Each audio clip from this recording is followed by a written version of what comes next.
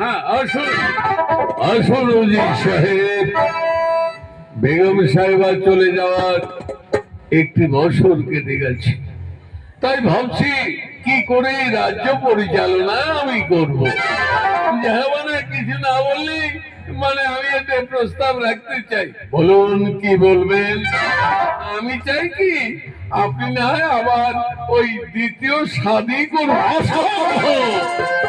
সাহেব, আমি আমার বেগম সাহেবার কাছে আমি শপথ করেছি, সে চলে গেলে কোনোদিন আমি শাদী করব না, করব না, করব না।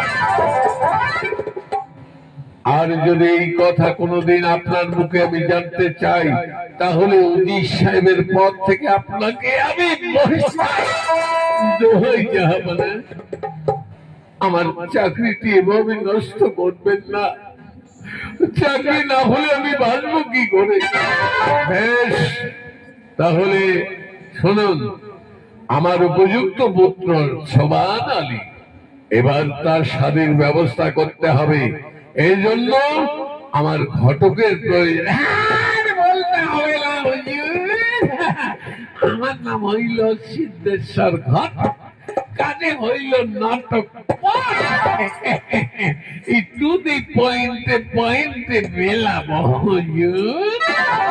তুমি পারবে আমার ছেলের জন্য মেয়ে দেখতে? বলেন কি হুজুর, বলেন কি? পয়েন্টে পয়েন্টে মিলাবো হুজুর।